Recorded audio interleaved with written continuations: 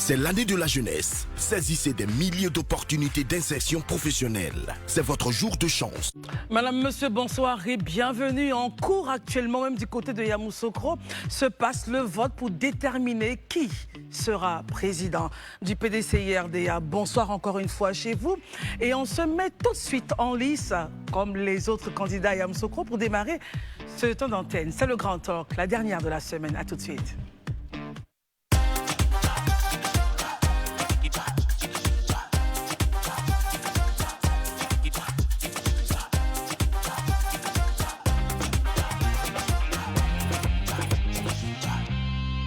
Ce soir, André ne sera pas avec nous, mais rassurez-vous, la semaine prochaine, forcément, il sera à vos côtés. Par contre, nous avons Isabelle Vauvor, bonsoir. Bonsoir. Merci d'être là. Bonsoir chez vous. Élisée Boloubé, bonsoir. Bonsoir Christelle, bonsoir chers amis, bonsoir chers téléspectateurs. Barry.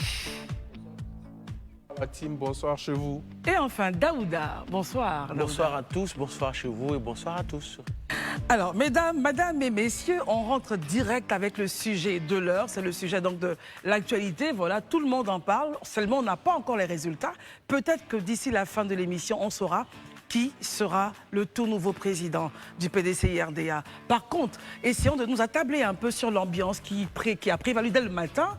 Et jusqu'à présent, comment est-ce que les choses se passent? Daouda, pour ce 8e congrès, déjà essayer de rassurer les téléspectateurs. Est-ce que tout le monde était là?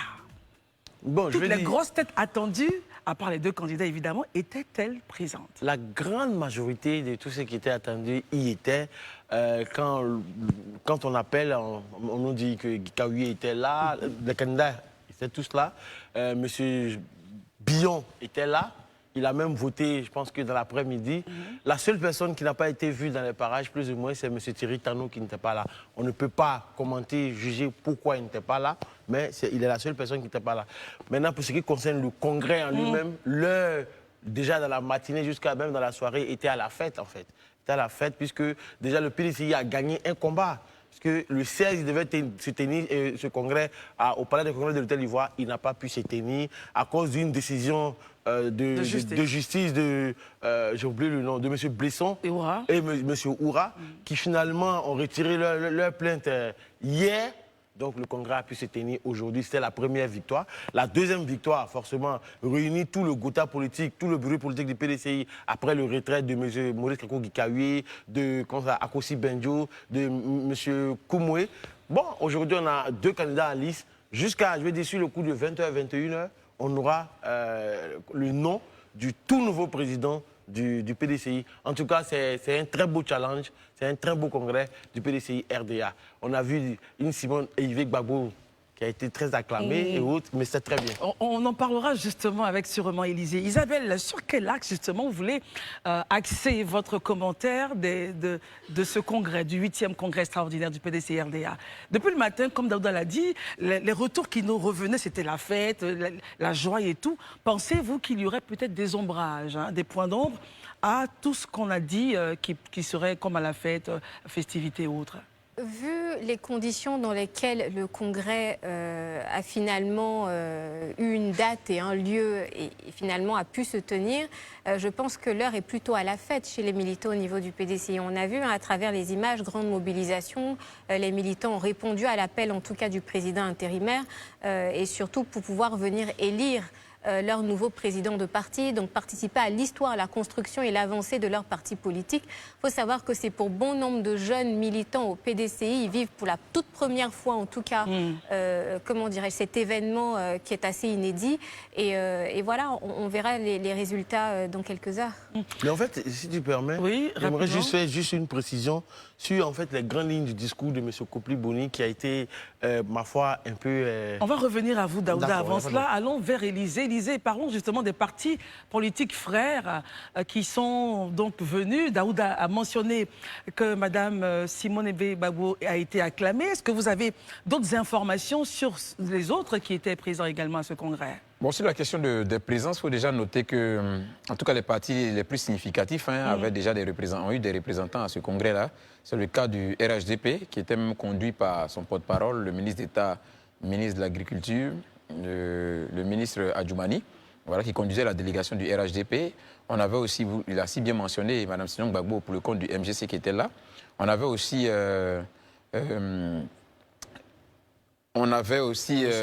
Assoadou, voilà, c'est Assoadou, c'est ce que je cherchais, voilà, Assoadou du PPACI. On avait Sangaré aussi du FPI qui était là, Amani Nguessan aussi également. En fait, on avait une bonne brochette. Comme je l'ai dit, il y avait même aussi le COGEP qui était présent. Donc, en réalité, disons les partis, comme je l'ai dit, les plus significatifs ont répondu présent à l'invitation du PDCI. Et je pense que c'est une très bonne chose. Ça montre aussi quelque part qu'au-delà des opinions qui peuvent être divergentes, on sait quand même prendre de la hauteur et voilà, prendre une part active à la vie politique de notre nation, notamment à des moments aussi importants pour un parti politique tel que le PDCI. Barry, est-ce que vous avez un point, vous, d'observation de tout ce qui s'est passé depuis ce matin? Et là, pour l'instant, le vote continue. Billon, tout à l'heure, nous disait hors antenne, Daouda a voté il y a quelques instants. Est-ce que vous pensez qu'on pourrait avoir une grosse surprise? Grosse surprise peut-être au niveau du résultat. Du nombre de votants peut-être, oui, mais pas du résultat. Okay. À mon sens, les dés sont déjà jetés depuis longtemps.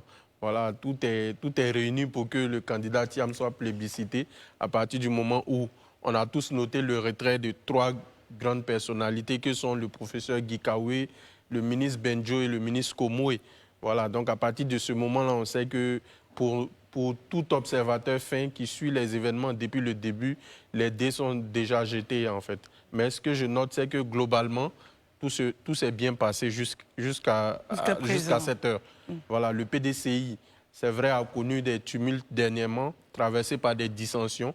Et je dois noter que dans un parti politique, les dissensions, à partir du moment où elles ne sont pas personnelles, c'est vital pour le parti, en fait, parce que c'est un rassemblement d'hommes et de femmes partageant le même but, c'est vrai, mais il peut y avoir des dissensions idéologiques comme toutes les grandes formations politiques. Il peut y avoir des dissensions contextuelles, c'est-à-dire que là, on est face à un congrès où certains candidats se voyaient être candidats, d'autres ont décliné parce que les conditions ne permettaient pas, mais eux s'étaient déjà projetés sur la convention à venir en 2024.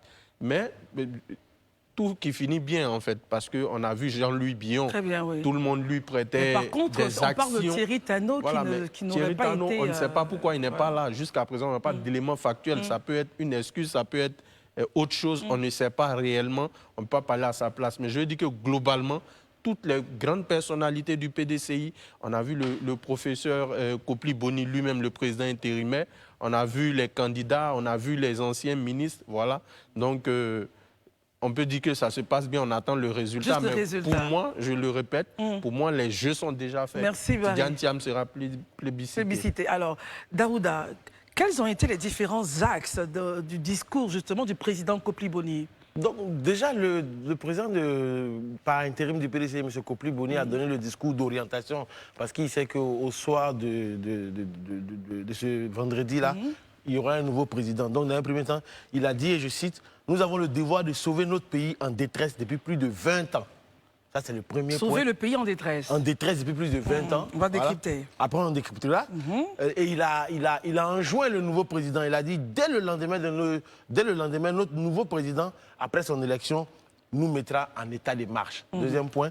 Et le troisième point qui, pour moi, est très important, il a dit, le nouveau président va assainir l'état civil et demander la dissolution de la CEI. Quand on regarde... C'est très corsé, hein, son discours. Je veux dire, quand tu regardes les 3 points, c'est assez corsé. Déjà, il met le nouveau président face à ces challenges et il demande clairement que l'état civil et la CEI soient dissoutes et qu'on puisse sortir les Ivoiriens de la souffrance de 20 ans. Bon, quand il dit 20 ans, j'aimerais juste rappeler, c'est juste un petit, avant de donner la parole, rappeler que le PDCI a partagé le pouvoir d'État avec le RHGP et je pense qu'Élysée en parlait ici avec M. Dagaré. Et voilà. Justement, Élysée, je me retourne vers vous. Quand le président par intérim, Kopli Boni, dit sauver le pays, sauver le pays assurément de la détresse depuis plus de 20 ans, assainir l'état civil, dissoudre la CEI. Élysée, pensez-vous que la tâche de ce nouveau président-là sera facile, justement vis-à-vis tant du parti au pouvoir, mais également de tout ce qui est autre parti en Côte d'Ivoire? Déjà, il faut noter que le discours, il est totalement politique. Hein. Pour un parti d'opposition, moi, je trouve que c'est normal en termes de discours d'orientation. Et puis, les points qui sont évoqués à l'intérieur, notamment la question de la réforme au sein de la CEI ou la dissolution de la CEI, une autre forme d'organe qui va gérer les élections. Je pense que le PDCI le porte depuis quand même un bon moment. Voilà, je vais dire, ce sujet-là, le PDCI le porte depuis un moment, donc il est vraiment dans sa droite ligne. Maintenant, quand il parle de 20 ans, le pays a été en situation difficile, je suppose... Comment réagissez-vous à cela? Parce qu'on sait qu'ils ont dirigé quand même avec... Oui, mais quand il parle de... Il faut comprendre toute la logique du professeur Kopli-Boni. Le PDCI perd le pouvoir dans des conditions que nous savons. Un coup d'État, donc l'entrée en quelque sorte de la violence armée, je vais dire sur le théâtre des opérations en Côte d'Ivoire. Et depuis là, on est allé de violence en violence. Même l'élection de 2010 est censée nous faire sortir de cette spirale. Nous a encore plongé avec des crises post-électorales qui se sont soldées par des violences et des morts. Donc, c'est aisément qu'il le dit. Quand il le dit ainsi maintenant, quand il dit que depuis on est dans l'opposition, c'est je vais dire que l'élément de langage que le PDCI développe depuis quelque temps, mais je n'ai pas tardé, comme Daouda le disait, à leur rappeler que de 2011 quand même à 2018, c'est cette année quand même parmi les 25 ans qui, pour moi, ne sont pas des années d'opposition. C'est cette année de cogestion. Donc ça aussi, il faut peut-être qu'il le comptabilise. La présidence du président Gbagbo aussi, Voilà. avait des milliers. Mais justement, le fait de dénier... Parce que même hier, on a reçu Dagaré Dasso. Il a également fait le même calcul. Hein. Le fait de nier justement cette participation à la gestion de la Côte d'Ivoire, Isabelle, comment est-ce que vous réagissez à cela? Que le PDCI oublie qu'ils ont co-géré quand même cette nation-là avec le RHDP? Non, je pense que c'est un discours politique. C'est vraiment pouvoir influencer leurs militants, les galvaniser, à l'effet donc de les remobiliser pour 2025. Il ne faut pas qu'on oublie quand même que tous les partis politiques aujourd'hui ont déjà une fois dirigé ce pays-là. Tout à fait. Donc, c'est-à-dire que moi, je trouve son discours très politique, mais surtout, quelle est sa cible? Il s'adresse donc à ses militants. C'est dans un contexte où il y a une ferveur, une effervescence. Ils sont en train d'élire leur nouveau président à la tête donc, du PDCI. Donc, je pense que c'est dans ce sens-là qu'il le dit. Après, dire que voilà, le pays est dans une détresse depuis 20 ans. Êtes-vous d'accord avec cela? Non, je suis pas d'accord avec ça. Je comprends en tout cas l'argument qu'a émis Élysée, ouais. voilà, parce qu'effectivement, il y a eu pas mal de violence, mais tous les partis politiques ont contribué à cette violence-là. Et je pense que si chaque parti politique mettait de l'eau dans son Niamankoudji ou dans son vin, vous parlez du PDCI, je pense en tout cas qu'on n'arriverait pas à cet état des choses, c'est-à-dire détresse comme dont il parle tout à l'heure. Après, dans cette affaire, en tout cas, d'élection, moi je vois que c'est un boulevard qui est vraiment libre, hein, c'est la roue libre pour Tidiane Thiam. Là où l'enjeu se fera au niveau de ce congrès, c'est vraiment au nombre de votants. Voilà, de voix que Tidiane Thiam va pouvoir récolter, comparé donc à Thiam, et surtout en termes de bulletins nuls, bulletins blancs. Voilà, c'est dans ce sens-là vraiment qu'on pourra faire une analyse beaucoup plus profonde. Alors, je vais me retourner justement, Barry, un instant vers Daouda. Est-ce que dans le discours cadre du président par intérim du PDCI, est-ce qu'il a parlé justement de rassemblement et de faire taire les querelles internes? Mais bien Parce sûr. que cela sera très important pour l'avenir. Je pense que, comme je montais dans la lancée, sinon pour lui, clairement, c'est que quand il dit, dès sa prise de pouvoir, il doit nous mettre en marche. Et nous mettre en marche englobe tout ça, en fait, parce que le plus gros challenge auquel le prochain président du PDCI va faire face, c'est unir le PDCI. Qu'on le veuille ou non, même si l'épisode Oura et Blesson a créé un petit froid, forcément, ça a galvanisé les militants du PDCI aujourd'hui à aller à ce congrès-là en grand nombre. Mais après... Est-ce que les frictions... Les frictions sont toujours là, parce qu'il y a toujours des personnes, des partisans de M. Gikaoué, des partisans de Thierry Tano, des partisans de Billon. Parce qu'après l'élection du président, le deuxième challenge qui attend, qu'on appelle ça, le président du PDCI, c'est la convention. Parce que Billon a été clair depuis le vivant de Henri Konan Bédié. Il a dit, quel que soit ce qui arrive, je serai candidat. Voilà. Barry, Billon dit qu'il sera candidat. Quand vous imaginez tout ce qui va se produire, pensez-vous que le nouveau président élu aura la tâche facile à faire passer sa voix et se présenter comme candidat unique pour la Convention? Bon, il faut déjà dire que le président, comme Daouda le disait tout à l'heure, le président qui sera élu après ce congrès-là, son plus grand défi d'abord, c'est de fédérer ses hommes, fédérer les énergies qu'il y a autour de lui. Mais la fédération...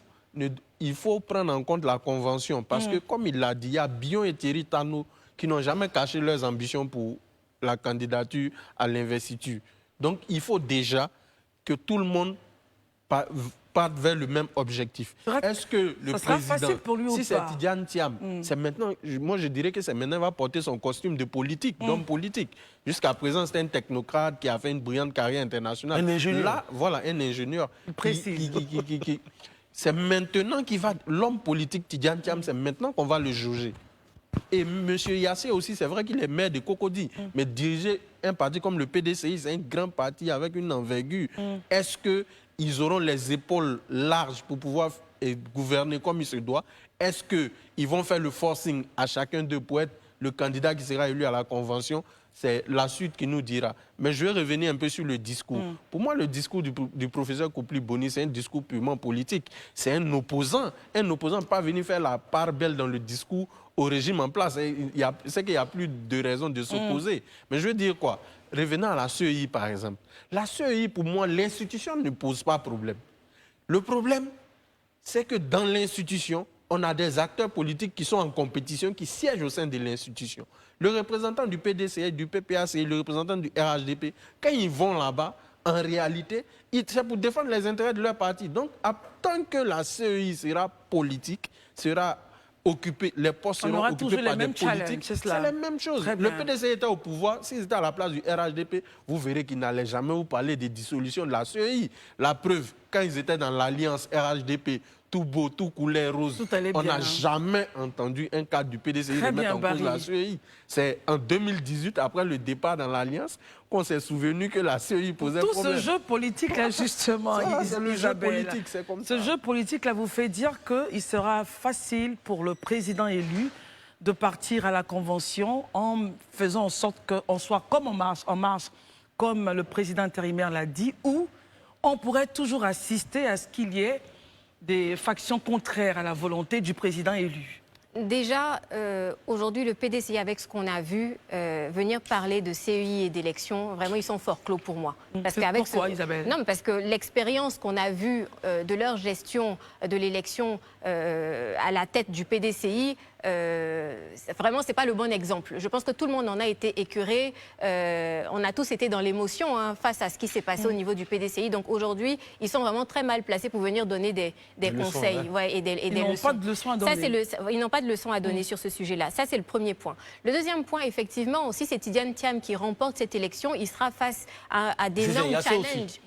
Oui, si c'est Yassé. Non, vous ne croyez pas trop pour Yassé, apparemment. J'ai l'impression que tu ne crois pas trop à la victoire de Yassé. M. Yassé lui-même, il produisait un discours Isabelle, en griffe. vous ne croyez pas trop? Non, mais déjà, Tidiane Thiam a été plébiscité par plus de la moitié des députés issus du PDCI. Il a énormément de soutien en interne. Donc, et moi, je n'ai pas vu ça, en tout cas, au niveau de Yassé. J'ai vu, en tout cas, Tidiane Thiam faire de grandes mobilisations, en tout cas une grande mobilisation pour lancer sa campagne. Je n'ai pas vu l'appareil, en fait, chez Yassé. Quand on a reçu son directeur de cabinet hier, je lui ai posé la question et il a dit non, nous on fait campagne en sous-bassement. Bon. Donc, vous imaginez, voilà, donc, en tant qu'observateur,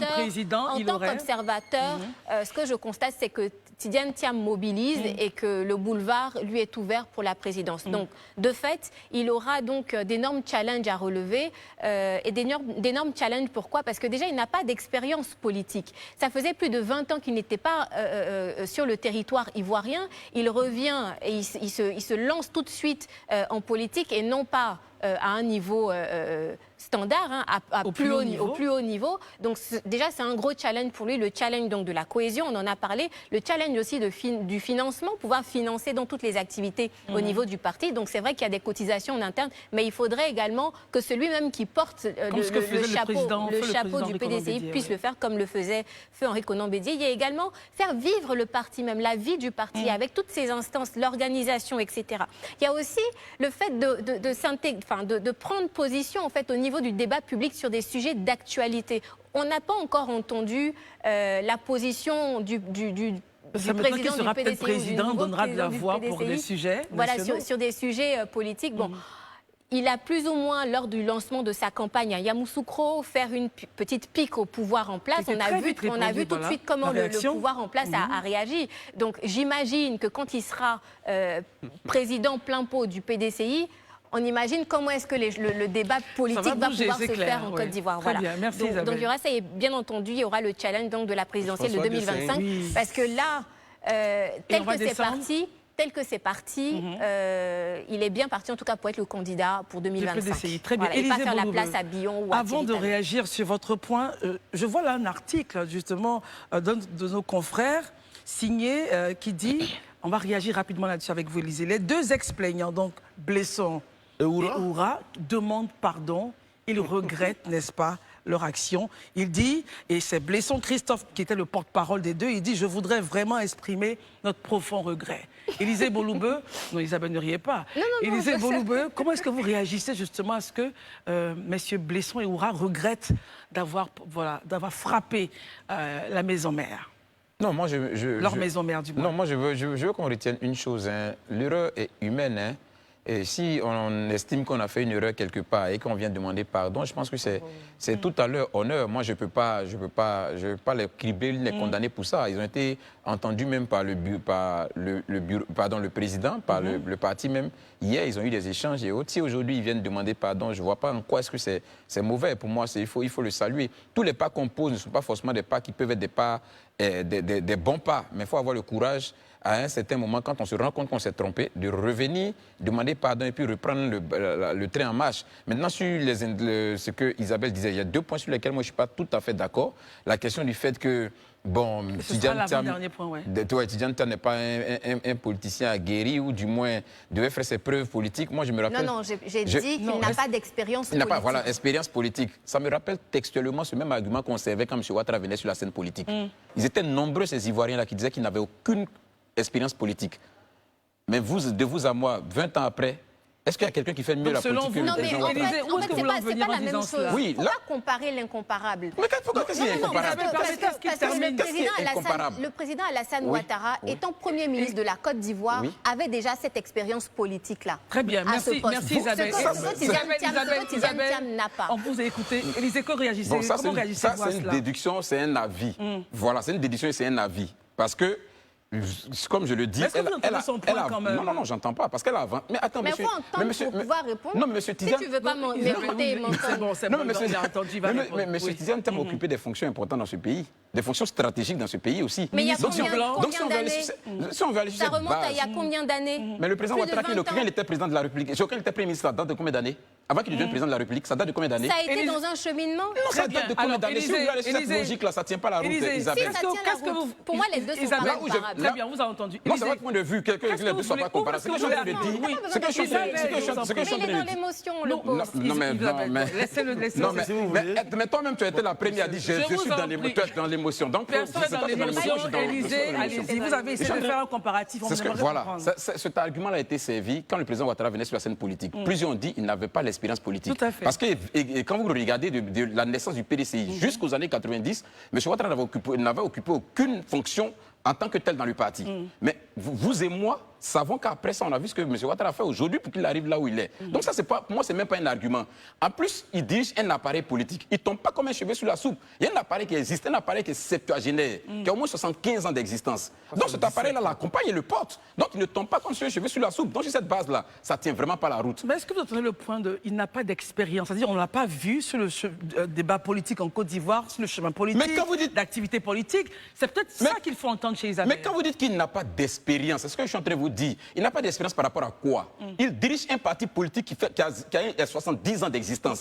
Donc quand vous dites qu'il n'a pas d'expérience politique, je ne sais pas de quoi vous parlez en fait. Parce qu'il ne dirige pas seul le parti. Il est le président du parti. S'il est élu, c'est ce qu'il dit. S'il est élu, il devient président du parti. Mais il est avec des gens qui ont 50 ans, plus de 50 ans de militantisme et qui le portent. Donc venir dire qu'il n'a pas d'expérience, pour moi, ça ne tient pas. Après, tout dépendra de sa gestion. C'est-à-dire qu'une fois qu'il vient à la tête... Donc tu pouvais dire, tu as dit qu'il n'a pas d'expérience là, il n'y a pas de tout débat.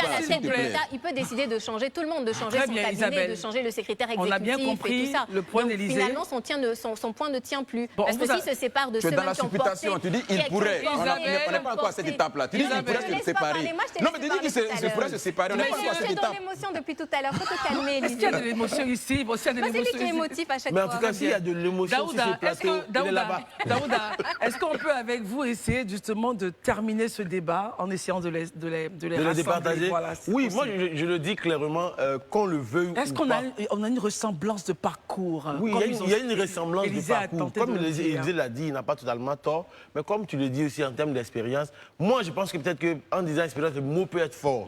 Parce que Tidiane Thiam est parti il y a plus de 25 ans de la Côte d'Ivoire. Sûrement quand il partait, on était encore à l'heure du Zouglou. Hein, on a eu le coupé décalé. Non, ce que j'ai dit, c'est très important. Aujourd'hui, on est à l'heure du PAYA. Donc l'idée, c'est quand il s'en va dans les villes pour dire je connais X personnes dans telle ville, je connais X personnes. C'est pas de ça qu'il s'agit. Est-ce qu'il connaît aujourd'hui, après 25 ans, il connaît la sociologie des Ivoiriens? Comment les Ivoiriens votent? Parce que les enfants de 99, 90, ou même de 2002, aujourd'hui, ils sont mariés, ils sont pères de famille, ils ont d'autres réalités. Donc, c'est à lui de rapidement s'adapter à la réalité de ces Ivoiriens-là. Donc, peut-être que c'est de ça que tu voulais parler. Sinon, l'expérience, je pense que M. Alassane Ouattara et M. M. Thiam ont pratiquement le même parcours en son temps. Voilà. J'espère qu'on vous aura départagé. Paris, on va terminer. On ne va pas départager, chacun reste sur son point. Bon, d'accord. Restez sur vos différentes positions, mais avançons. Soyons en marche, n'est-ce pas? Avançons ensemble. C'est une histoire de beau et de belle. Exactement.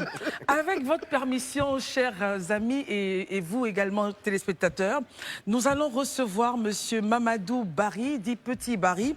Il écrit donc Camp Boiro, 7 ans sous le mont Gangan. C'est cela.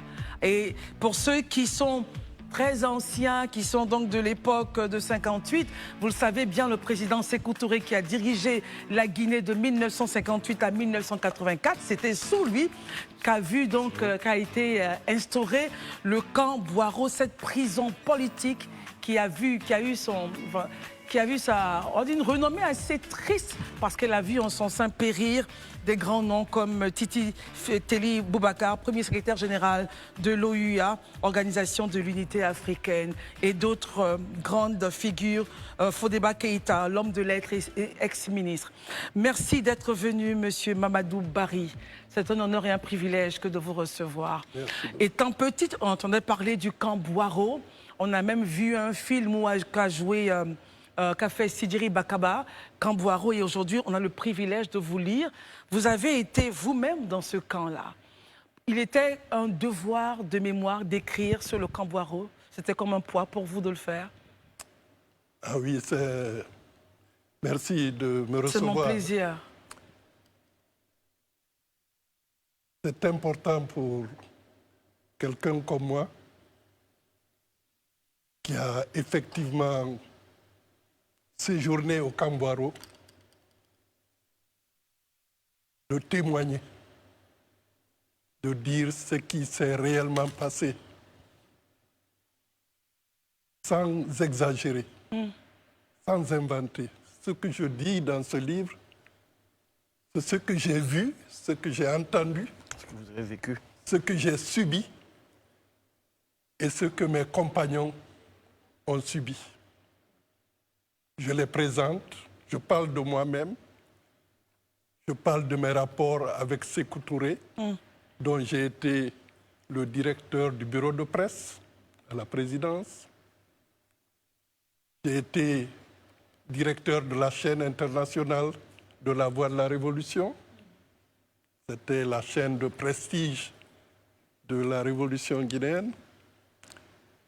J'ai été député à l'Assemblée nationale guinéenne, nommé par le président Sékou Touré, parce qu'à l'époque, la Constitution de 1958 lui permettait, l'autorisait de nommer 15 hauts cadres de l'État à l'Assemblée nationale. Je faisais partie de ces 15. Très bien.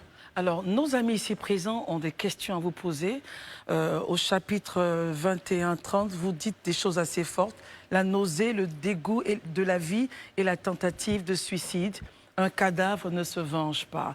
Daouda, vous avez donc le privilège de poser la première question à notre invité. Quand je lis ce passage, 7 ans après être passé au Camp Boiro, quand vous regardez la Guinée aujourd'hui avec Dadis Camara et aujourd'hui Mamadou Doumbia, quelle comparaison faites-vous de votre passage depuis le Camp Boiro à aujourd'hui? Qu'est-ce qui a changé réellement?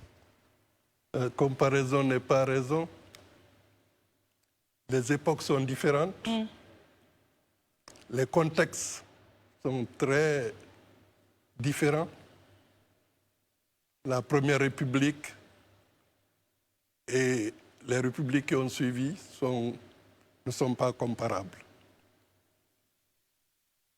Et les premiers présidents, au début, étaient des présidents visionnaires qui ont mobilisé les populations, qui ont lutté. Effectivement, le Parti démocratique de Guinée a lutté pendant 10 ans, de 47 à 57, pour arriver au pouvoir. Ce qui est différent de ceux qui ont organisé des coups d'État pour arriver au pouvoir, juste parce qu'ils ont les armes. Les armes payées par le contribuable. Pardon? Il y a les armes achetées par le contribuable. Absolument. Isabelle, question. Il y a certaines voix qui s'élèvent aujourd'hui en Guinée et qui demandent en tout cas à la junte guinéenne de réhabiliter les victimes de Sékou Touré. Qu'est-ce que vous en pensez? L'association des victimes du Kambouaro existe depuis 1984, depuis la mort du président Sékou Touré. Parce qu'à la mort du président Sékou Touré, une semaine après, on a ouvert le Kambouaro. Les médias ont pu pénétrer à l'intérieur du camp et découvrir l'horreur, les horreurs.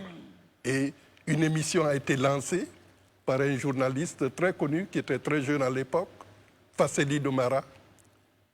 À vous la parole. Donc il a donné la parole aux rescapés du Kambouaro, dont moi-même. Nous avons tous parlé, nous avons témoigné. Et après, il y a une association qui s'est formée, des rescapés du Kambouaro. Cette association, aujourd'hui, est l'association des parents des victimes.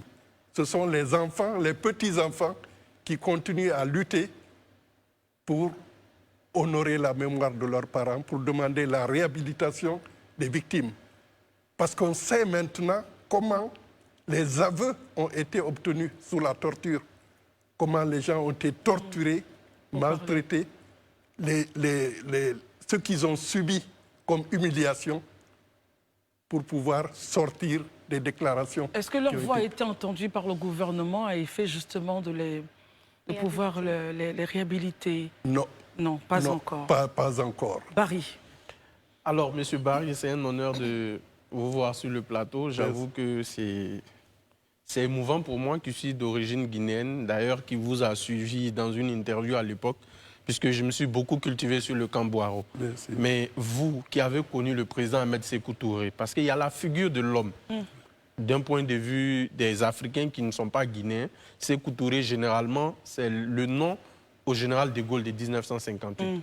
Vous qui l'avez connu, à quel moment le président Ahmed Sékou Touré passe du héros au niveau de la communauté guinéenne à celui qui oppresse ses opposants? Un bourreau. Parce que le Kambouaro, quand même, a vu périr et les généraux qui ont fondé notre armée, et le ministre de la Défense, et Diallo Telli, que tout le monde connaît, premier secrétaire général de l'OUA, et plein de ministres. Donc vous, à quel moment, selon vous, il y a le déclic chez lui? À quel moment le héros devient bourreau? Vous savez, la Guinée, sous la Première République, était un pays fermé. Ce n'est pas comme maintenant où c'est ouvert. C'est ouvert, il y a l'Internet, il y a la communication. On ne peut rien cacher pendant longtemps. Ce n'était pas le cas à l'époque. Ce n'était pas le cas. Le pays était fermé. Pour y entrer, c'était difficile. Il fallait avoir des visas. Ça vous pouvait vous prendre des mois pour en avoir. Donc, nous-mêmes qui vivions à l'intérieur du pays, il y a beaucoup de choses qu'on ne savait pas. Moi, j'ai travaillé auprès du gouvernement guinéen pendant 6 ans, de 1965, date à laquelle je suis rentré en Guinée après mes études, jusqu'à 1971. Et après, j'ai fait 7 ans et demi au Kambouaro, de 1971 à 1978. Donc j'ai connu le régime des deux côtés. Donc à quel moment il y a eu le basculement, pour revenir à la question de Barry? C'est difficile à dire. C'est difficile de dire à quel moment il y a eu le basculement. Mais on a découvert... Je me souviens, Diallo Telli a écrit à Sékou Touré quand il était au Kambouaro pour lui dire « J'étais découvert au Kambouaro ». C'est à Kambouaro que j'étais réellement connu. alors qu'ils ont travaillé ensemble pendant des dizaines d'années. Je peux dire la même chose. J'étais un des collaborateurs du président. Mais c'est quand je suis entré au camp Boiro qu'on m'a étalé sur une table pour me torturer. J'ai dit, ah, on torture en Guinée? Le gendarme me dit, mais on torture dans tous les pays. Donc, et j'ai découvert des camarades qui sortent de l'interrogatoire, qui nous expliquent ce qu'ils ont subi. Et puis après, on découvre ce qu'on appelle par exemple la diète noire. On enferme quelqu'un, une personnalité qui a été un des fondateurs de cette République. On l'enferme pendant 2 semaines, on le prive de nourriture et d'eau. Et on le laisse mourir au compte-gouttes, la mort au compte-gouttes. Ok, monsieur Barry, excusez-moi, ma question est la suivante, on va aller rapidement dessus. Monsieur Diallo-Telli, vous-même et bien d'autres qu'on pourrait citer encore, tous des proches de Sékou Touré, et qui à un moment se retrouvent au camp Boiro. Comment on quitte dans l'intimité, je dirais, de Sékou Touré pour se retrouver au camp Boiro? C'est quoi en fait Qu'est-ce qui vous a été reproché? Voilà. Qu'est-ce qui se passe? Non, c'est à un moment donné, on arrête les gens. Quand il y a des complots, Sékou Touré a été au pouvoir pendant 26 ans. Il y a eu au moins 23 complots. Je vous prends cette période simplement de 1958. C'est des réelles tentatives ou c'est des complots? C'est pas des tentatives. C'est des complots. C'est inventé. Okay. Ah, d'accord. C'est des complots imaginaires, la plupart. Il y a eu un complot réel, c'est l'opération Persil des Français en 1960, qui sont installés à Dakar, qui ont voulu déstabiliser le régime. Mais le président du Conseil de l'époque, Mamadou Dia, est intervenu fermement auprès du général de Gaulle et tout s'est arrêté. Okay. Mais tous les autres, ce sont des complots imaginaires. Quand il est inquiet, il fabrique un complot. Et le montage des complots. Et donc, je l'explique dans le livre comment on monte les complots. Très bien. Et alors, rapidement, ce livre-là, il est disponible en Côte d'Ivoire, en Guinée, dans l'Afrique de l'Ouest. Tout le monde peut le lire? Oui, on peut l'avoir du moins. On peut l'avoir, oui. On est disponible sur Amazon pour ceux qui peuvent accéder à Amazon. Il y a la version électronique et la version papier. Très bien. Alors, récemment, il y a eu donc un drame en Guinée. L'incendie, vous le savez, l'explosion qui a quand même fait des dégâts en Guinée. La Côte d'Ivoire a contribué à hauteur de 500 millions de francs CFA avec d'autres gestes assez louables. Est-ce que vous étiez surpris, justement, parce qu'on se disait qu'avec les coups d'État et les différentes tensions, les bisbilles entre les pays, est-ce que les nations allaient pouvoir se soutenir? Et voilà la Côte d'Ivoire qui soutient la Guinée. Vous, qui êtes un ancien, vous n'êtes pas surpris ou vous êtes? Mais la Côte d'Ivoire a toujours soutenu la Guinée et les Guinéens et le peuple de Guinée. Il faut voir le nombre de Guinéens qui ont fui la Guinée, qui ont fui le régime. Et leur première destination, ça a toujours été la Côte d'Ivoire.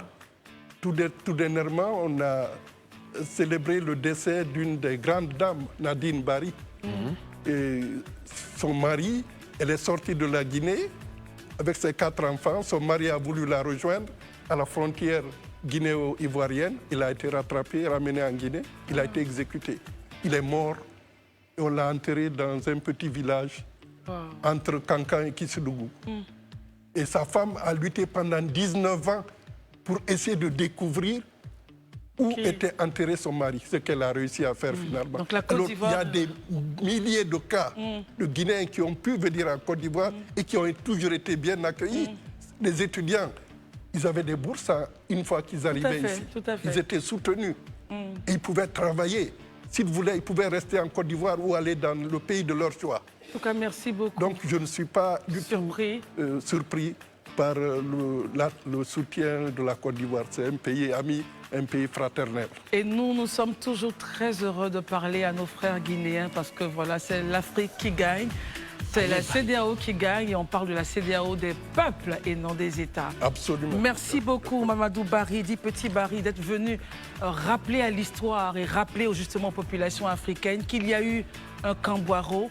Et la réalité de ce camp-là se trouve dans ce livre que vous pouvez retrouver évidemment ici à Abidjan, assurément à Conakry et j'espère dans toutes les capitales africaines. Merci d'être venu. On a été très très honorés. Le journal est prêt. On y va directement. On se retrouve dans quelques instants. À tout à l'heure.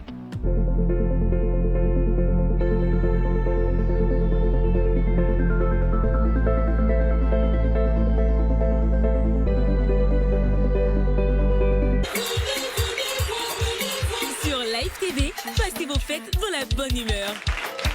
Soyez la bienvenue à l'église, le petit coco. Avec Guizot dans la peau de pasteur sans filtre, accompagné des meilleures pépites de l'humour ivoirien. Tu penses que c'est de la musulman que tu dis? Ris encore. Alléluia. Pour le bien de Jésus. Oh, shut up. Reste. Tant que vous ne partagez pas le direct, tant qu'on n'est pas 1000 sur le direct, tu ne donnes pas la nouvelle. Vivez un show d'Ikoko inédit, plein d'humour. Il peut abandonner tous tes péchés. Ngarba. Imbosi. À part la sauce aubergine. Et d'esprit. Ce genre de démon, c'est le bishop qui gère ça. Le show d'Ikoko à l'église, c'est à ne pas manquer sur Live TV, la télé sans filtre.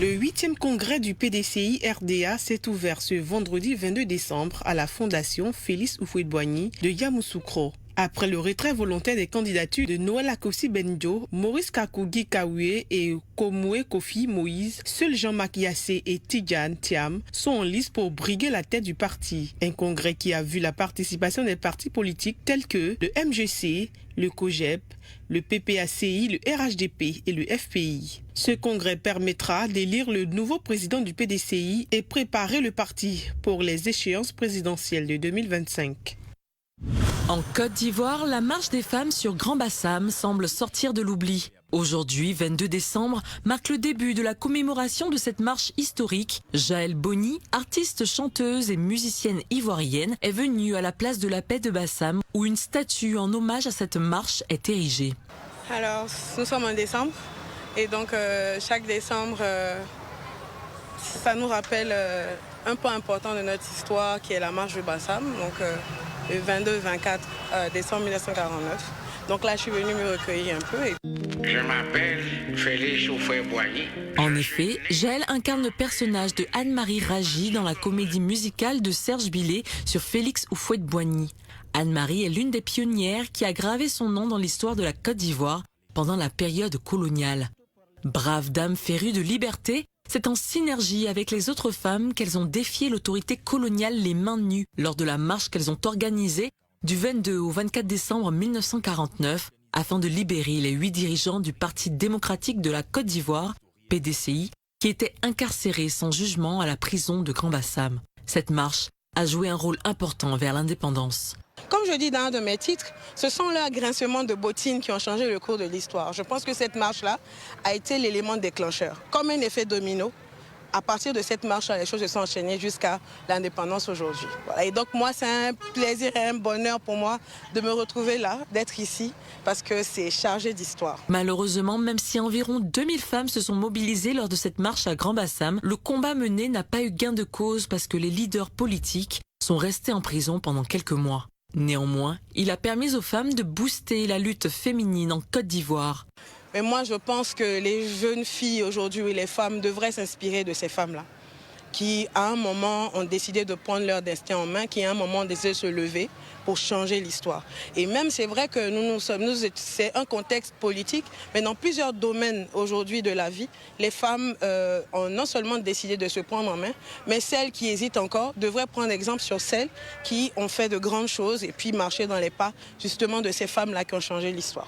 Aujourd'hui, à Grand Bassam, cette lutte des femmes reste à jamais gravée à travers la statue qui représente 3 femmes dont l'une d'entre elles portant un enfant dans le dos. Le pont qui relie le reste de la ville au quartier France a été également baptisé le pont de la Victoire en leur honneur.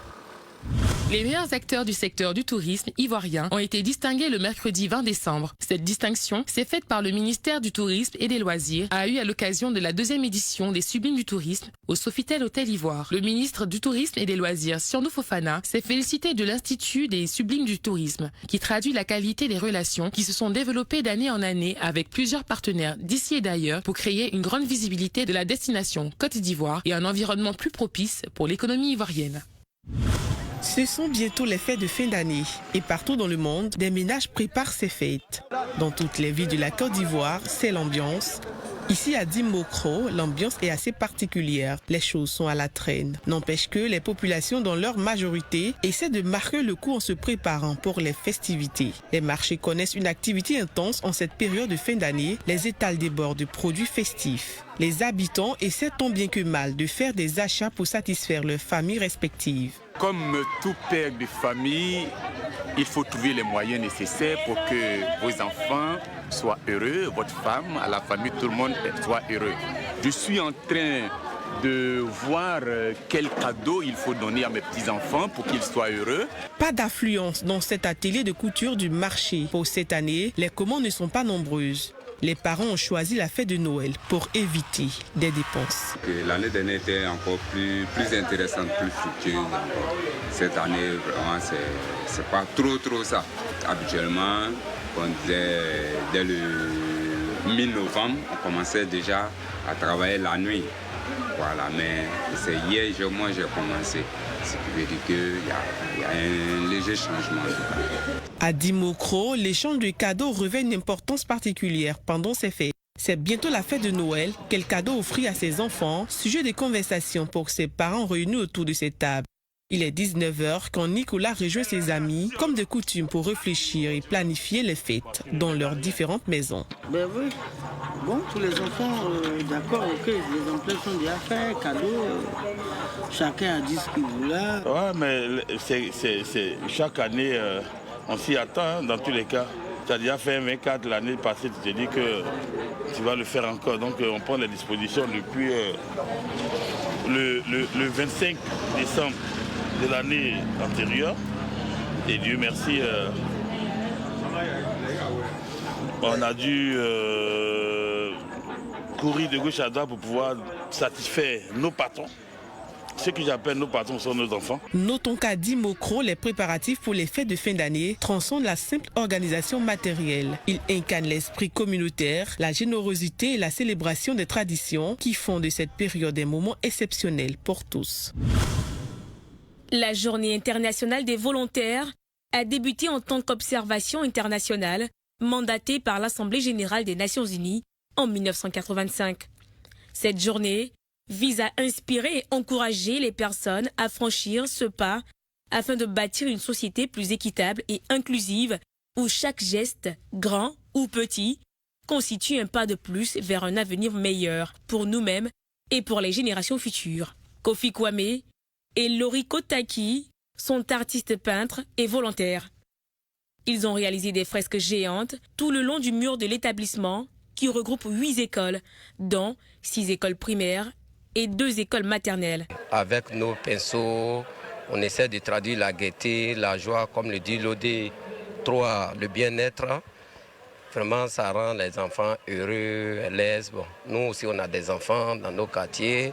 Par exemple, moi, je viens de Dabobo, lui, il est de Beaunois. Nous nous sommes déplacés pour venir ici pour vraiment rendre les enfants de Treichville à l'aise. La première responsable du système des Nations Unies en Côte d'Ivoire et partenaire se réjouissent de ces fresques destinées à devenir des outils éducatifs pérennes pour sensibiliser non seulement la jeunesse et le grand public de Treichville, mais également toute la population ivoirienne sur les objectifs de développement durable et l'importance capitale du volontariat. Cette année, nous avons été témoins de l'engagement remarquable de centaines de volontaires des Nations Unies déployés en Côte d'Ivoire. Leur travail avec 14 agences du système des Nations Unies a été essentiel pour faire avancer les objectifs de développement durable dans tout le pays.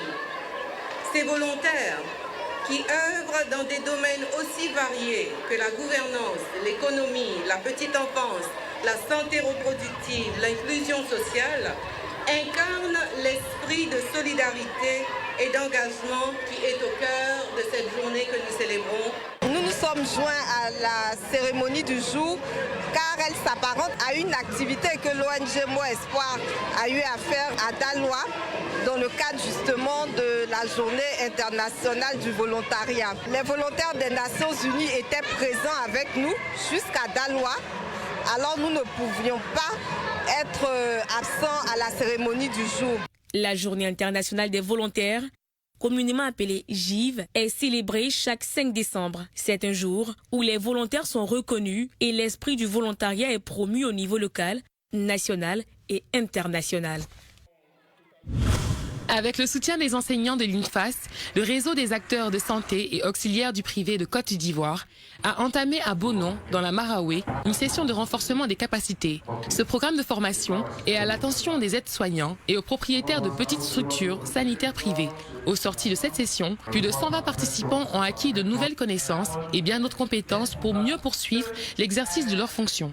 Ces 4 jours de mise à niveau ont porté sur plusieurs modules, à savoir la biologie médicale, la pharmacologie, les soins infirmiers, l'éthique, l'anatomie et la qualité en milieu hospitalier, ainsi que les droits du patient.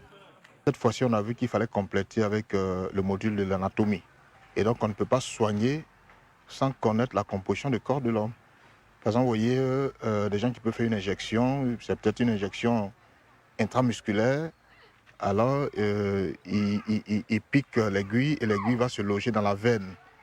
Et donc, sans toutefois savoir que l'aiguille est dans la veine, il va injecter le produit qui va aller dans la veine, alors que le produit doit aller dans les muscles. Là, ça peut être très nocif ou alors ça peut causer des bobos aux malades. C'est pour ça qu'il était important pour eux de connaître l'anatomie, de connaître la composition du corps humain. Beaucoup sont parmi nous ne connaissent pas la localisation de la DEPS, ne sont pas trop informés sur l'ensemble des documents à donner pour enregistrer la structure et la profession sanitaire. Donc tout l'encadrement que nous faisons, c'est autour de ces 5 axes. Identification, classification, renforcement, suivi et insertion. Le gouvernement français abroge le décret d'extradition de François Compaoré. Le frère de l'ancien président du Burkina Faso, Blaise Compaoré, est accusé du meurtre du journaliste Norbert Zongo en 1998. La justice de son pays le réclamait, mais alors que Paris avait dans un premier temps accepté de le renvoyer vers Ouagadougou. Les autorités françaises reviennent sur cette décision à la suite d'une décision de la Cour européenne des droits de l'homme. Le 7 septembre dernier, la Cour avait demandé aux autorités françaises de réexaminer leur décret d'extradition car l'institution estimait que François Compaoré encourait un risque de violation de ses droits fondamentaux s'il était renvoyé vers Ouagadougou. Le Conseil de sécurité de l'ONU a de nouveau reporté jeudi son vote sur une résolution destinée à améliorer l'aide humanitaire à Gaza. Un texte largement affaibli qui n'appelle pas à l'interruption immédiate des hostilités, mais à désormais le soutien des États-Unis. Le vote est désormais prévu ce vendredi. Un demi-million de personnes, soit près d'un quart de la population de ce territoire, géré par le Hamas, est confrontée à la famine. Selon un rapport du système de surveillance de la faim de l'ONU. Les frappes israéliennes ont fait 20 057 morts à Gaza et 53 320 autres blessés depuis le 7 octobre, selon le ministère de la Santé de la bande de Gaza.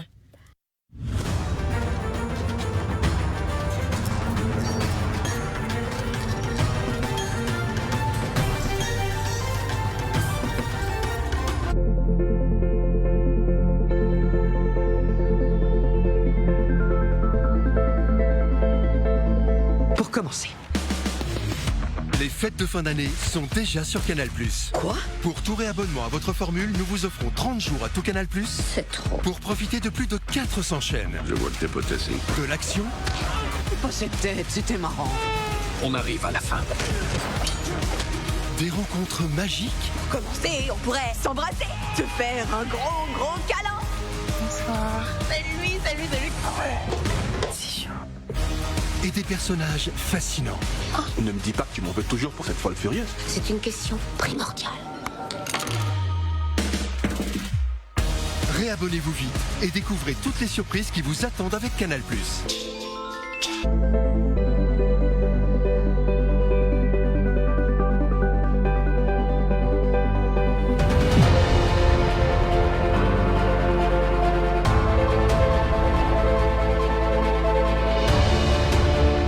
Merci d'être avec nous. Si vous venez à peine de nous prendre en marche, c'est le Grand Talk, la dernière de la semaine.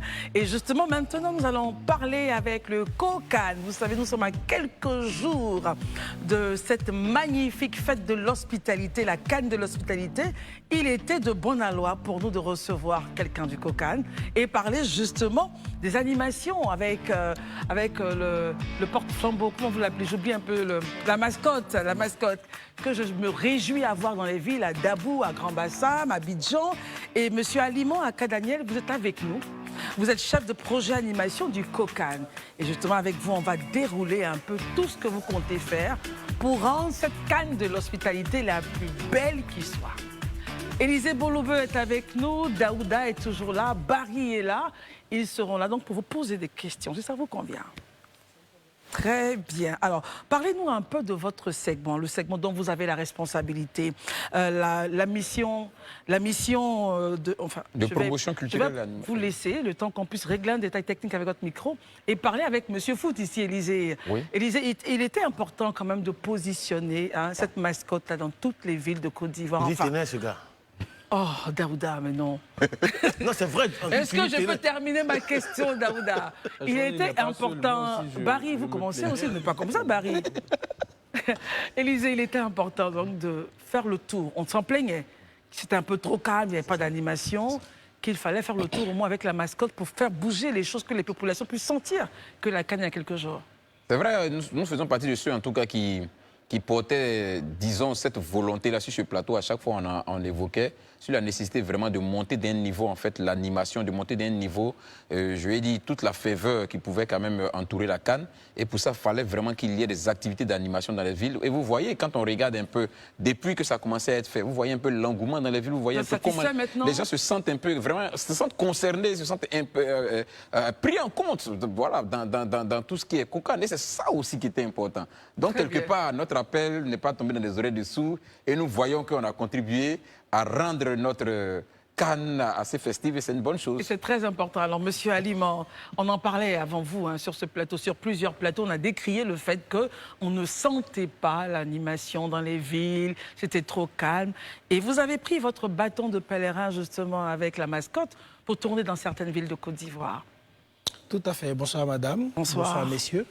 Je voudrais d'entrée de jeu remercier le président du COCAN, le ministre François Abé-Amicha, qui n'a ménagé aucun effort pour traduire en acte la vision chère au président de la République, son Excellence Alassane Ouattara, qui est de faire de cette Cannes la plus belle des éditions.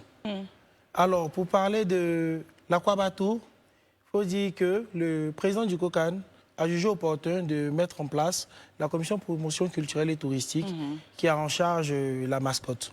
Alors, cette commission est composée de 3 projets. Le projet cérémonie, le projet promotion culturelle et touristique et le projet animation que j'ai l'honneur de diriger. La mascotte, aujourd'hui, est l'un des éléments forts de cette compétition. Elle aurait pu être là avec vous aussi, sur ce Effectivement, effectivement. Je pense que la prochaine fois que je reviendrai, je l'amènerai avec moi. Très bien. Alors, comme je disais, la mascotte étant un élément fort de cette compétition, on a voulu la rapprocher des populations locales afin de marquer le glas de la mobilisation. Et cette mascotte n'est pas sortie seule. Elle était accompagnée de l'hymne de la compétition. Donc l'Aquabateau était en réalité une tournée qui a combiné la mascotte, qui est l'élément visuel, et l'hymne de la compétition qui constitue l'identité sonore de cette belle compétition. Daouda. Et aujourd'hui, vous avez fait ce tour que vous avez appelé l'Aquabateau. Quel bilan est-ce que vous faites de ce tour-là? Merci pour la question. Je pense que le bilan, il est plus que positif. Nous sommes très satisfaits des résultats sur le terrain. On va dire que la mascotte s'est rapprochée des populations. C'était notre objectif. Et la mobilisation des populations locales nous a vraiment surpris. Pourquoi? Effectivement, lorsque nous arrivions dans les différentes villes que nous avons visitées avec la mascotte, on a été agréablement surpris de voir que toutes les populations descendaient dans les rues, participaient de façon active à toutes les activités. C'est ce qui est normal, c'est la canne, voilà, tous les Ivoiriens se sentent concernés. 20 ans, 40 ans, non? 40 ans après. 40 ans. Enfin, pour vous, c'était surprenant. Oui. Ah bon, d'accord. C'était surprenant parce que, en fait, il faut dire que nous avons eu une communication autour de l'événement et on a essayé, tant bien que mal, de pouvoir contenter toutes les villes de la Côte d'Ivoire. Cette Aquabatou-là s'est fait sur 12 villes. Et on a senti un véritable engouement des populations qui n'attendaient que ça. 12 villes sur combien de villes en Côte d'Ivoire? Est-ce que les autres villes qui n'ont pas bénéficié justement de la présence de la mascotte sur le territoire pourront... Moi, je parlerais même de pourquoi le choix de ces villes-là. Quels sont les critères de sélection? Qu'est-ce qui a porté à Je ne pense pas que vous ayez la parole de Daouda, mais quand même, je prends la question de Daouda et je complète avec la mienne, je vous la donne. Pourquoi les villes, les choix de ces villes-là? Et puis, qu'en est-il des autres qui n'ont pas eu la mascotte? C'est en Côte d'Ivoire aussi, ces villes-là. Elles sont en Côte d'Ivoire aussi, ces villes-là. Effectivement, nous avons fait... Notre choix s'est porté sur déjà les villes hautes, les villes qui abritent la compétition. Très bien. Donc, nous avons visité toutes ces villes. Et ensuite, nous avons essayé de toucher le maximum de villes possibles dans le temps qui nous était imparti. Lesquelles, là, je vois rendez-vous à Dabou. C'était le 15 décembre à la place Henri-Conan Bédier. Tout à fait. Il y a eu Grand Bassam. Oui. Ensuite? On a fait Tafiré. Tafiré. On a fait Ferkesekdougou. Super. On a fait Katiola. On a fait Divo. Magnifique. On a fait Soubré. Donc, on a quand même sillonné de belles villes de la Côte d'Ivoire. Et à l'Est? À l'Est, on a effectivement eu des demandes des collectivités locales d'accueillir l'Aquabatou. On y travaille en interne afin de pouvoir combler l'Est et l'Ouest du pays. Très bien. Élisée? Je veux bien savoir en quoi consiste réellement l'Aquabatou, si c'est juste des animations, disons, avec une présence de mascotte, ou bien juste, ça va au-delà de ça. Je l'explique pour que si effectivement, ce n'est pas nécessaire, par exemple, c'est un exemple que je prends, que l'équipe projet du COCAN se déplace forcément dans la ville pour créer cette animation, on peut, par démembrement, la déléguer aux collectivités locales. Si c'est des éléments qu'eux-mêmes peuvent organiser en son sein, pour qu'au moins on puisse permettre au maximum de villes de pouvoir l'organiser. Et la mascotte, Élisée? On va la décupler. Non, mais la mascotte, on peut en faire des représentations. Pour vous, c'est pas nécessaire? Non, c'est pas que c'est pas nécessaire. Je veux dire, il faut qu'on puisse atteindre le maximum de cibles. Parce que l'objectif ici, c'est que le maximum des villes puissent sentir cette ferveur-là. Et s'il est possible, puisque honnêtement, il est impossible pour l'équipe projet du COCAN de faire toutes les villes, ce n'est pas possible. Mais si c'est des actions qui peuvent être menées ou bien dont les collectivités peuvent prendre le relais, on peut leur proposer ça avec la logistique qui va avec, et puis on prend le relais dessus. Donc je veux savoir c'est quoi en réalité le contenu de ce Aquabatou là. Il faut forcément que ce soit vous qui alliez sur site ou les collectivités peuvent réagir déjà. Effectivement, dans le dispositif, on a souhaité avoir une équipe du COCAN, une équipe dédiée à cet Aquabatou là qui accompagne les prestataires logistiques qui nous accompagnent sur le projet. Pourquoi? Parce qu'on s'est dit, qui mieux que nous pour défendre notre projet? Voilà, aujourd'hui, la mascotte est l'identité visuelle de la compétition et il faut la rapprocher des populations. Donc, on a jugé bon de pouvoir nous-mêmes se déplacer vers les populations locales, mais cela n'empêche pas effectivement de pouvoir mettre la mascotte à la disposition des collectivités locales pour créer des moments de mobilisation afin de pouvoir annoncer l'arrivée de la compétition. Et en interne, je pense qu'on travaille à cela. Pendant la compétition, puisque là, on parle d'avant la compétition, pendant la compétition, quel sera le rôle ou bien quelles seront les activités animées par l'Aquabatou? L'Aquabatou, c'est une tournée déjà de mobilisation. Donc, c'est une tournée qui annonce la tenue de la compétition finale en janvier-février 2024. Alors, le projet animation a plusieurs actions qui seront déclinées. Voilà, donc on a mené déjà une action préparatoire pour mobiliser les populations. Et pendant la compétition, on a des axes de travail qui sont déclinés avec les différents sites que nous allons faire. Alors, nous allons déjà avoir des animations d'accueil au niveau des aéroports, puisque l'aéroport est la porte d'entrée de toutes les délégations. Donc, on va déployer des animations. Et ça va démarrer quand pour l'aéroport? Pour l'aéroport, on est sur un dispositif qui va se mettre en place autour du 5 janvier 2024, puisque c'est à cette période-là que la délégation officielle arrivent sur le territoire ivoirien. Donc on aura ce déploiement-là au niveau de l'aéroport Félix Houphouët-Boigny. Ensuite, sur les différentes villes hautes, on a des équipes qui sont sur site. Donc on va les solliciter également pour pouvoir déployer ces animations. Au niveau des stades de compétition, on a aussi un dispositif qui est prévu. Oui. Et enfin, sur les fan zones, on prévoit vraiment des animations de top niveau, de sorte à pouvoir égayer aussi les personnes qui n'auront pas la possibilité de se rendre sur les stades. Et dans les villages également. Effectivement. Daouda?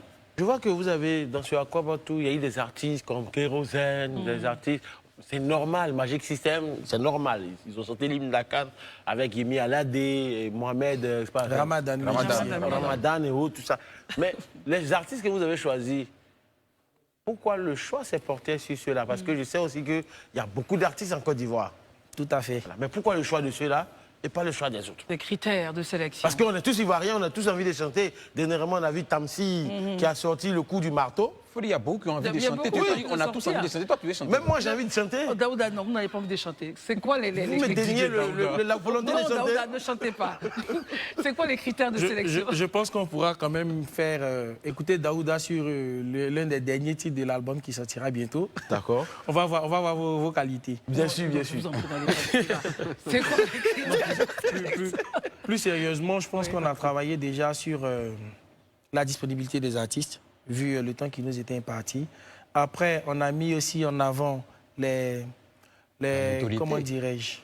C'est quoi la notoriété? La notoriété actuelle, voilà, les sensibilités sonores du pays.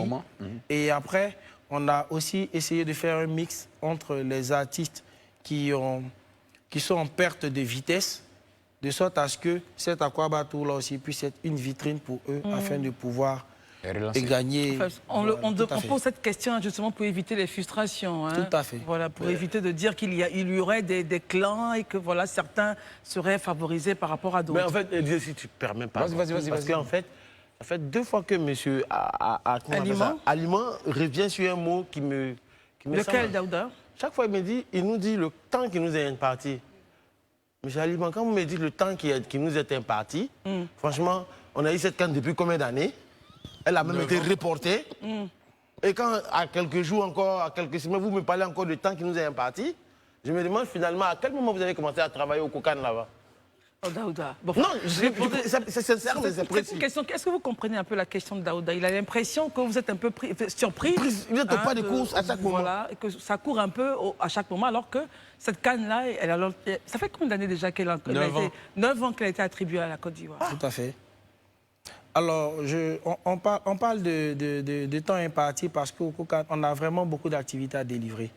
Voilà, Vous avez un agenda? Oui, on a essayé de respecter l'agenda tant bien que mal, mais il faut faire aussi avec les réalités que la CAF nous impose. La compétition appartenant à la CAF, on a aussi certaines restrictions auxquelles on doit se conformer. Voilà, donc on a grosso modo eu 6 semaines pour pouvoir déployer l'Aquabatou.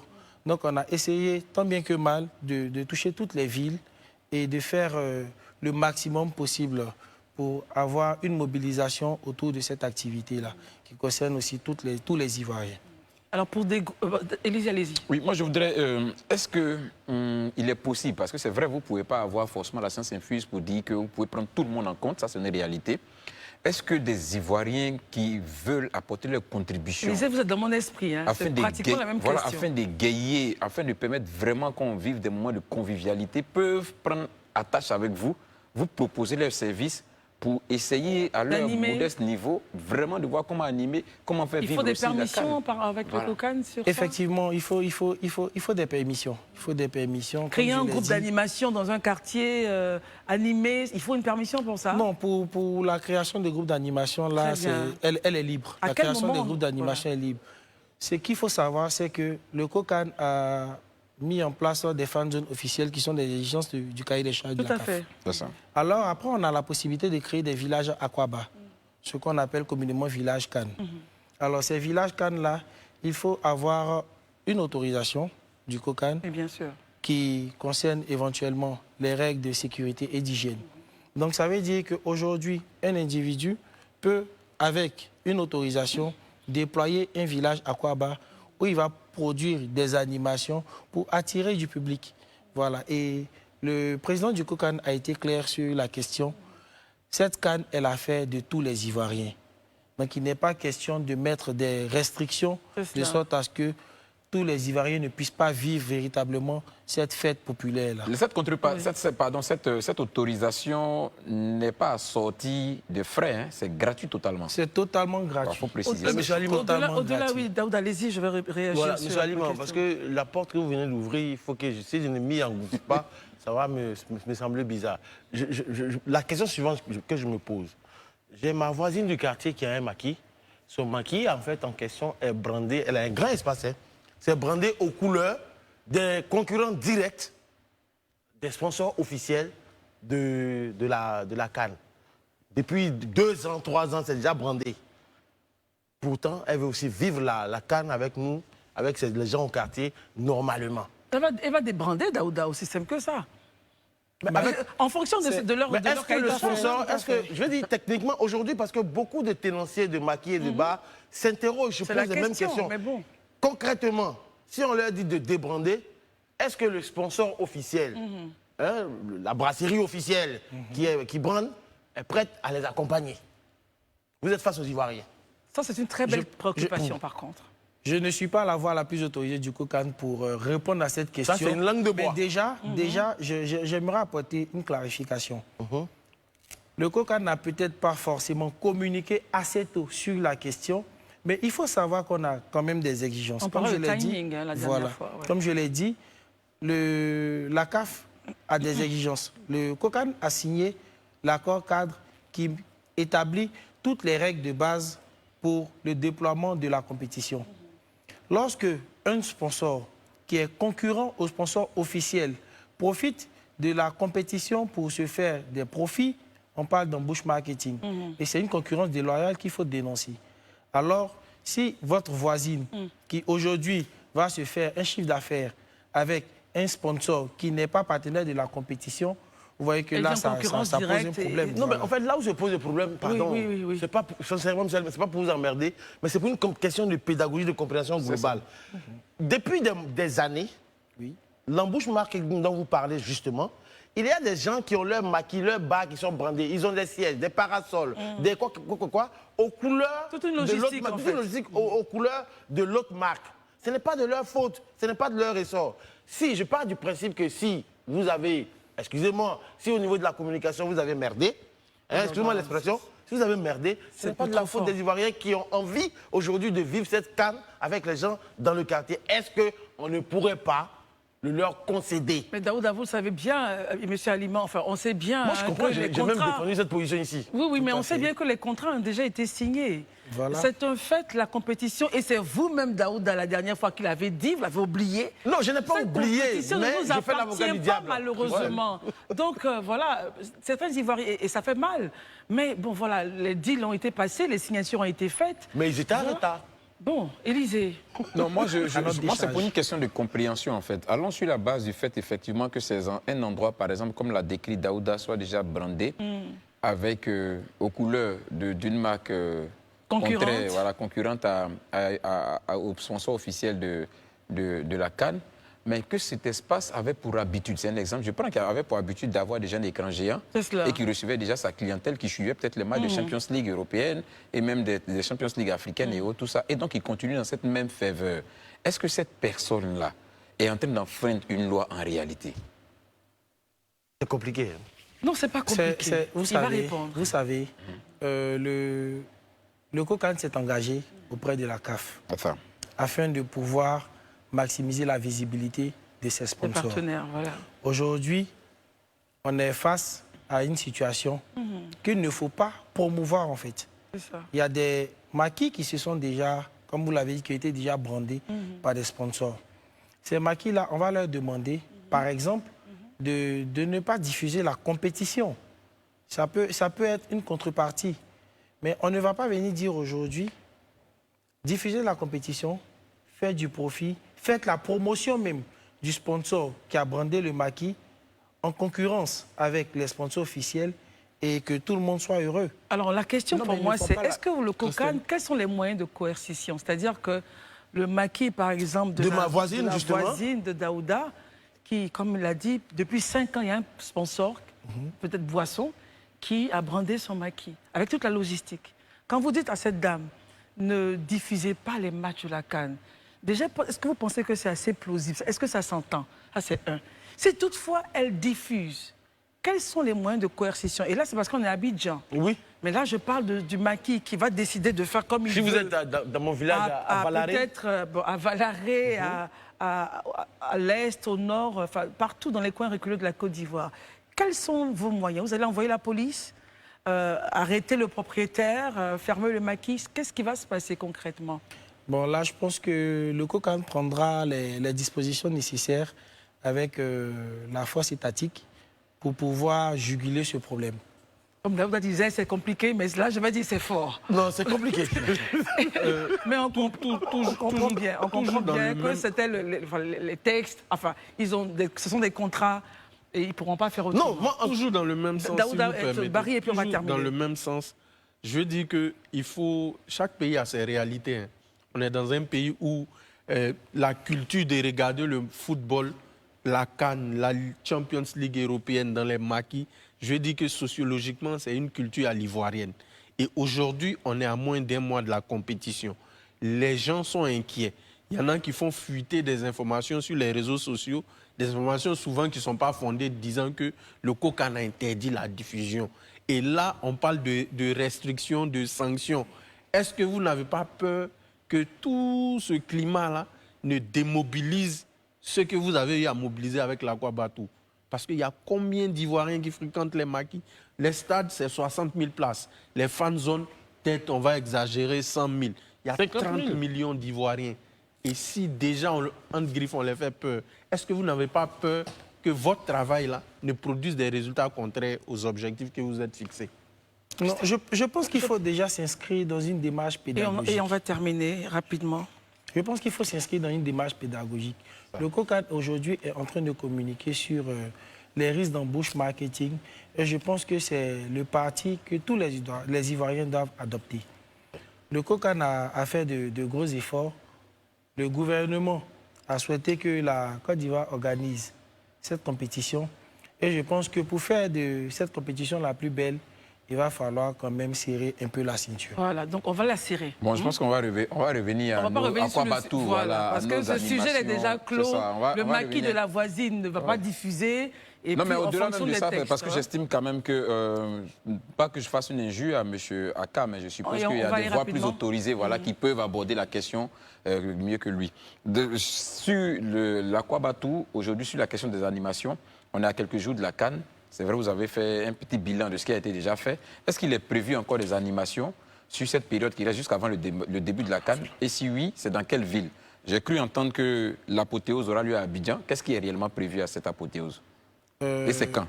Pour information, l'apothéose est déjà tenue. Ah, d'accord. L'apothéose est tenue le dimanche dernier. Maintenez-vous, le où? Voilà. L'apothéose est tenue, comme je disais, le dimanche dernier. Malheureusement, vous ne pourrez pas y participer. Mais il y aura quand même, à quelques jours de l'ouverture, il y aura quelque chose. Tout à fait. Voilà. Aujourd'hui, on a beaucoup de sollicitations de privés et même de collectivités locales pour accueillir encore des étapes de l'Aquabatou. Et en interne, on est en train de réfléchir à la possibilité de pouvoir faire déployer le dispositif de l'Aquabatou sur ces collectivités. Très bien. On a aussi des animations qu'on prévoit. Et en lien avec la commission mobilisation, on a tout un programme de mobilisation vraiment sur le terrain qui sera fait afin que les Ivoiriens puissent sentir arriver... Est-ce qu'on peut avoir une date de quand ça démarre? On a terminé, Élysée. Juste l'agenda, rapidement la date. On va dire début janvier. On va commencer sur le terrain les animations actives. Rassurez-vous, ce plateau vous est ouvert. N'hésitez pas à revenir, et je sais que vous allez revenir parce qu'on doit communiquer sur cette affaire. Et puis vous savez, lorsque le peuple commence à dire des choses, essayer de revoir, tout ce qui ne change pas, c'est le changement. Daouda, des choses peut-être peuvent bouger d'ici là pour permettre aux Ivoiriens de célébrer cette canne de l'hospitalité. Nous, on ne pourra pas terminer notre émission sans saluer, sans honorer, sans féliciter Fabrice Saoyan et Alain Toussaint qui ont été distingués par le ministère de la Communication. Merci, un banc pour eux. Voilà les images. pour le travail commandeur. abattu, voilà, chevalier commandeur, pour le travail abattu dans pour la communication en Côte d'Ivoire et pour Fabrice Avignon, même à l'extérieur de la Côte d'Ivoire. Encore chapeau bas, bravo, bravo et bravo à vous. Fier, very proud. Merci beaucoup, Monsieur Aliment Akadaniel, d'être venu. La prochaine fois, on attendra la mascotte avec vous. Je l'espère bien. Élisée Boloubeux, merci d'être venu ce soir. Merci Christelle, très bon week-end. Un mot s'il te plaît avant qu'on finisse. Je voudrais en tout cas remercier le gouvernement ivoirien pour le don qui a été fait à la République de Guinée par rapport aux sinistrés. De l'explosion du dépôt de carburant parce que c'est salutaire. C'est ça le bon voisinage, c'est ça la coopération, c'est ça le panafricanisme. Merci beaucoup Barry. Daouda dans cette bus, bonsoir, au revoir. Non, je ne dirai rien. Si c'est que Dieu vous bénisse. Merci aux équipes rédactionnelles, Maï, Rassis, aux équipes techniques, les cadreurs et toute la team qui ont travaillé d'arrache-pied pour vous présenter donc ce programme à bout et tout le monde. On se retrouvera donc lundi, ça sera Noël. Joyeux Noël d'avance, que Dieu vous garde et comme à l'accoutumée, les programmes continuent sur Live TV. Bonsoir.